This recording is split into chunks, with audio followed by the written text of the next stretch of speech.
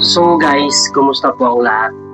Siguro lahat naman ay nakaranas ng hagupit ni Super Typhoon Bagyong Uwan. So po, lahat guys, kumusta po kayo? Kung saan man kayo palop na nakapanood dito, sana maging okay ang lahat.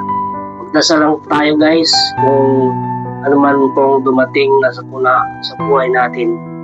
Nandyan lang po si God.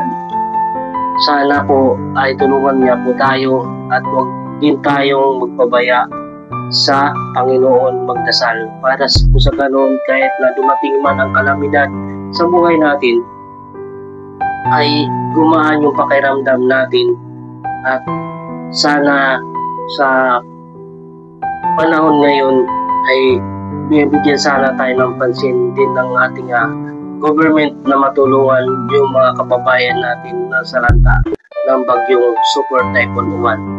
So, kumusta po kayo lahat? Sana maging okay ang lahat. So, kami guys dito sa bahay ko, maging okay naman po.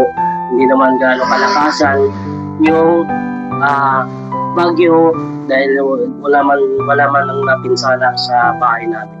Sana maging okay po ang lahat at magdasal lang po tayo sa Panginoon at huwag tayong makalimot at tumawag sa God na mayroon pa tayong buhay na nilalaan at kinabukasan sa paggising natin. Magpasalamat po tayo lagi sa Panginoon. God bless and more power sa inyong lahat guys. Ayon sa Biblia, 2 Korinto 1:3, hindi Diyos ang dahilan ng likas na mga sakuna.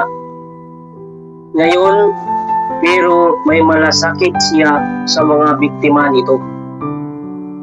Pawakasan ng kaharian ng Diyos ang lahat ng dahilan ng pagdurusa, kasama na ang likas ng mga sakuna.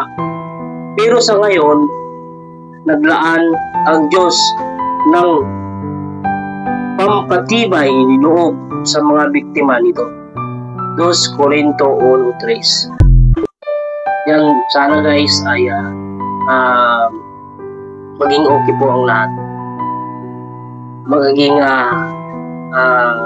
sana huwag tayong magpahina ng loob sa mga nasalanta ng sakuna. Maraming salamat and God bless, more power to all, and ingat po tayong lahat guys.